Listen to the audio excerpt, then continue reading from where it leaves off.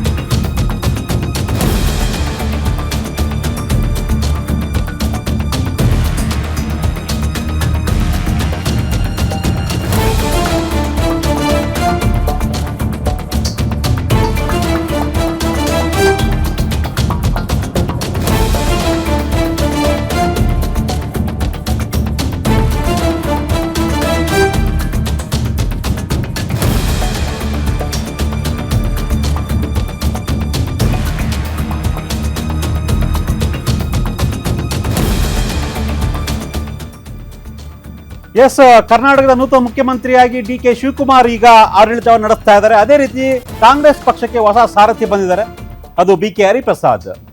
ಸಿದ್ದರಾಮಯ್ಯ ಈಗ ಮಾಜಿ ಮುಖ್ಯಮಂತ್ರಿ ಆಗಿದ್ದಾರೆ. ಇನ್ನೇನಿದ್ರು ಈಗ ಡಿ.ಕೆ. ಬಿ.ಕೆ. ಅನ್ನೋ ಒಂದು ಚರ್ಚೆ ಆಗ್ತಾ ಇದೆ ಕಾಂಗ್ರೆಸ್ ವಲಯದಲ್ಲಿ ಹಾಗೂ ರಾಜ್ಯ ರಾಜಕಾರಣದಲ್ಲೂ ಕೂಡ ಬಿ.ಕೆ. ಮತ್ತೆ ಡಿ.ಕೆ. ಜೋಡೆತ್ತು ಇನ್ನು ಮುಂದೆ ರಾಜ್ಯದಲ್ಲಿ ರಾಜಕಾರಣ ಮಾಡುತ್ತೆ ಕಾಂಗ್ರೆಸ್ನಲ್ಲಿ ಅನ್ನೋ ಲೆಕ್ಕಾಚಾರ. ಆಗಿದ್ರೆ ಸಿದ್ದರಾಮಯ್ಯನವರು ರಾಜಕಾರಣ ಮುಗಿತಾ ಆಗಿದ್ರೆ ಎಷ್ಟು ಸುಲಭವಾಗಿ ಸಿದ್ದರಾಮಯ್ಯನವರು ಕರ್ನಾಟಕ ರಾಜ್ಯ ರಾಜಕಾರಣದಿಂದ ಹೊರಗಡೆ ಹೋಗ್ತಾರಾ ಅನ್ನೋ ಒಂದು ಚರ್ಚೆ ಆಗ್ತಿರ್ಬೇಕಾದ್ರೆ ನೋ ವೇ, ಸಾಧ್ಯನೇ ಇಲ್ಲ. ಸಿದ್ದರಾಮಯ್ಯರನ್ನ ಅಷ್ಟು ಸುಲಭವಾಗಿ ನಾವು ಬಿಟ್ಕೊಡಕ್ ಆಗೋದಿಲ್ಲ ಅನ್ನೋ ಒಂದು ಮಾತುಗಳು ಕಾಂಗ್ರೆಸ್ ವಲಯದಲ್ಲೇ ಕೇಳಿ ಬರ್ತಾ ಇದಾವೆ. ಅದರಲ್ಲೂ ಕೂಡ ಡಿ.ಕೆ. ಶಿವಕುಮಾರ್ ಮತ್ತೆ ಬಿ.ಕೆ. ಹರಿಪ್ರಸಾದ್ ಇಬ್ರು ಕೂಡ ಈಗ ಒಂದು ಮೆಗಾ ಪ್ಲಾನ್ ಅನ್ನ ಆಗ್ತಾ ಇದ್ದಾರೆ. ಅದೇನಪ್ಪಾ ಅಂದ್ರೆ ಈಗ ಡಿ.ಕೆ. ಶಿವಕುಮಾರ್ ಮತ್ತೆ ಬಿ.ಕೆ. ಹರಿಪ್ರಸಾದ್ ಇಬ್ರು ಜೋಡೆತ್ತಿನ ಕೆಲಸ ಮಾಡಲೇಬೇಕು. 2028ರ ವಿಧಾನಸಭಾ ಚುನಾವಣೆ ಆಗಿರ್ಬೋದು ಅಥವಾ 2029ರ ಲೋಕಸಭಾ ಚುನಾವಣೆ ಆಗಿರ್ಬೋದು. ವಿಧಾನಸಭಾ ಚುನಾವಣೆಗೆ 2 ವರ್ಷ ಇದೆ, ಲೋಕಸಭೆಗೆ 3 ವರ್ಷ ಇದೆ. ಈ ನಡುವೆ ಸಿದ್ದರಾಮಯ್ಯರನ್ನ ಕಡೆಗಣಿಸಲೇಬಾರದು, ಅವರನ್ನ ನಮ್ಮ ಪಕ್ಷದ ಭಾಗ ಹಾಗೂ ಸರ್ಕಾರದ ಭಾಗವಾಗಿ ಇಟ್ಕೊಂಡೆ ನಾವು ಮುಂದೆ ಹೋಗ್ಬೇಕು ಅನ್ನೋ ರೀತಿಯಲ್ಲಿ ಅನ್ನೋ ನಿಟ್ಟಿನಲ್ಲಿ ಬಿ.ಕೆ. ಹರಿಪ್ರಸಾದ್ ಮತ್ತೆ ಡಿ.ಕೆ. ಶಿವಕುಮಾರ್ ಈಗ ಒಂದು ದೊಡ್ಡ ಸ್ಕೆಚ್ ಅನ್ನು ರೆಡಿ ಮಾಡಿದ್ದಾರೆ. ಏನಪ್ಪ ಸ್ಕೆಚ್ ಅಂದ್ರೆ ಅವ್ರಿಗೆ ಒಂದು ದೊಡ್ಡ ಅಭಿನಂದನಾ ಸಮಾರಂಭವನ್ನ ಮಾಡಬೇಕು.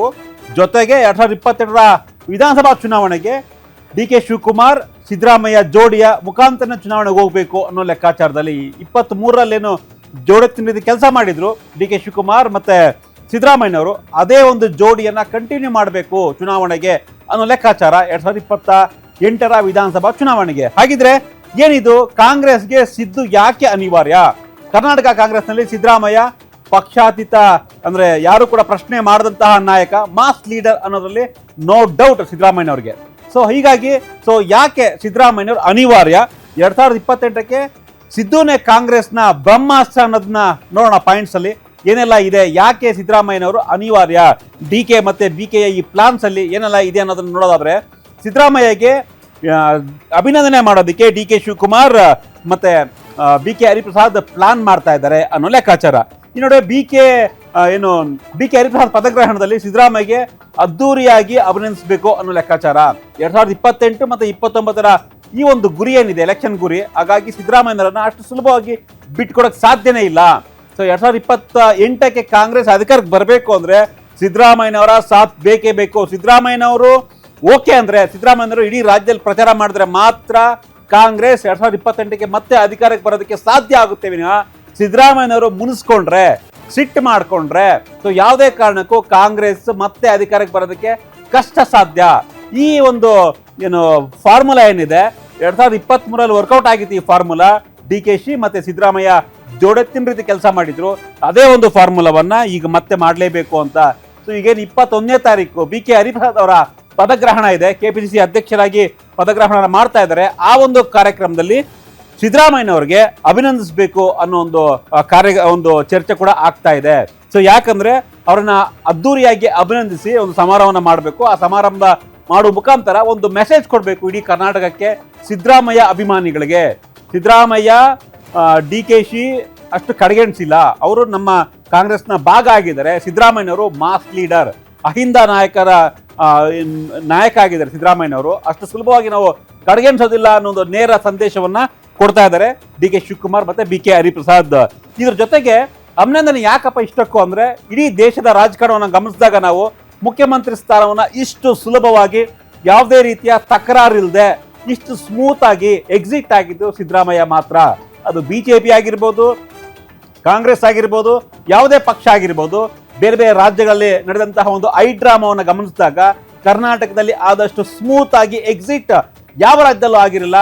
ಸಿದ್ದರಾಮಯ್ಯ ಆ ಒಂದು ಮೇಲ್ಪಂಕ್ತಿಗೆ ಕಾರಣಕರ್ತರಾದ್ರು. ಅದು ರಾಜಸ್ಥಾನ ಆಗಿರ್ಬೋದು ಅಥವಾ ಮಧ್ಯಪ್ರದೇಶ ಆಗಿರ್ಬೋದು, ಎಲ್ಲರೂ ಕೂಡ ದೊಡ್ಡ ಮಟ್ಟದ ಗೊಂದಲ ಆಗಿತ್ತು. ಆದರೆ ಸಿದ್ದರಾಮಯ್ಯನವರು ಇದೆಲ್ಲವನ್ನ ಪಕ್ಕಕ್ಕಿಟ್ಟು ಪ್ರತಿಷ್ಠೆಯನ್ನ ಬಿಟ್ಟು ಕೊಟ್ಟ ಮಾತಿನಂತೆ ನಡ್ಕೊಂಡ್ರು. ಹೈಕಮಾಂಡ್ ಹೇಳಿದ ಮಾತಿನಂತೆ ಸಿದ್ದರಾಮಯ್ಯ ಪಾಲನೆ ಮಾಡಿದ್ರು.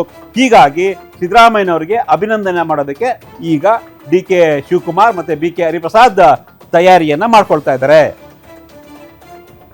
ಎಸ್, ಈ ಬಗ್ಗೆ ಮತ್ತಷ್ಟು ವಿಶ್ಲೇಷಣೆ ಮಾಡೋದಕ್ಕೆ, ಜೊತೆಗೆ ಒಂದಿಷ್ಟು ಮಾಹಿತಿಯನ್ನು ಕೊಡೋದಕ್ಕೆ ನಮ್ಮ ಸ್ಪೆಷಲ್ ಕರೆಸ್ಪಾಂಡೆಂಟ್ ವೀರೇಶ್ ದಾನಿ ಈಗ ಲೈನ್ ಅಲ್ಲಿ ಜಾಯ್ನ್ ಆಗ್ತಾ ಇದ್ದಾರೆ. ದಾನಿ, ಸಹಜವಾಗಿನೇ ಸಿದ್ದರಾಮಯ್ಯ ಮಾಜಿ CM ಆಗಿದ್ದಾರೆ, DK ಶಿವಕುಮಾರ್ CM ಆಗಿದ್ದಾರೆ, BK ಹರಿಪ್ರಸಾದ್ ಈಗ KPCC ಸಾರಥಿ ಆಗಿದ್ದಾರೆ.